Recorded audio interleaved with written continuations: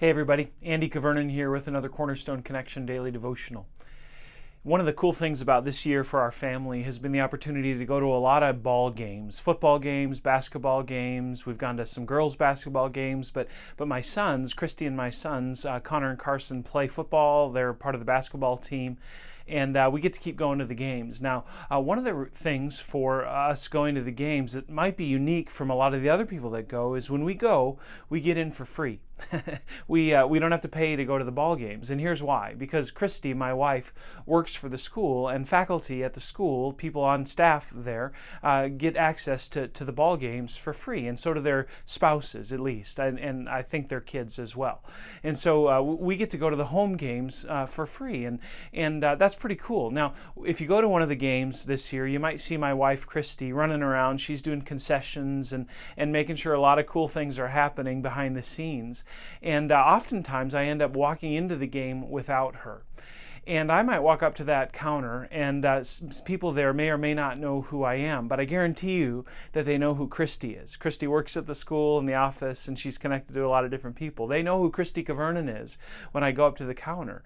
And so I might walk up to the counter, and I might say something like this, I want access to the game. I shouldn't have to pay because, I'm a citizen of Marshfield, maybe because I'm a pastor, maybe because my kids are on the team, something like that.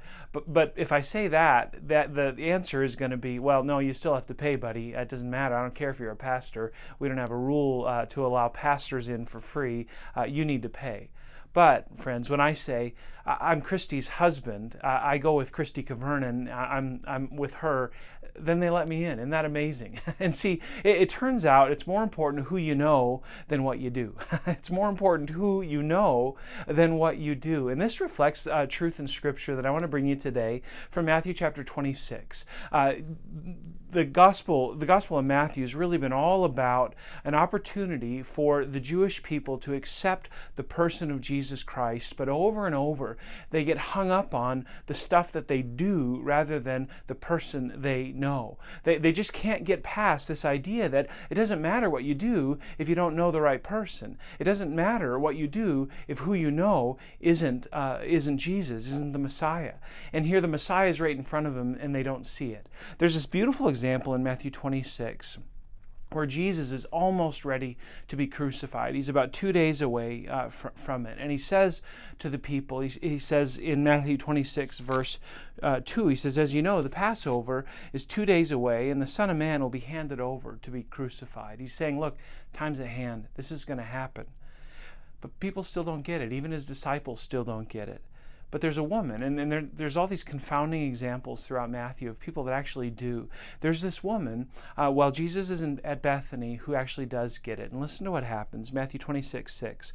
While Jesus was in Bethany in the home of Simon the leper, a woman came to him with an alabaster jar of very expensive perfume, which she poured on his head as he was reclining at the table. When the disciples saw this, they were indignant. Why this waste? They asked. This perfume could have been sold at a high price and the money given to the poor. Aware of this, Jesus said to them, why are you bothering this woman? Now, let me pause there a moment. What are the disciples saying?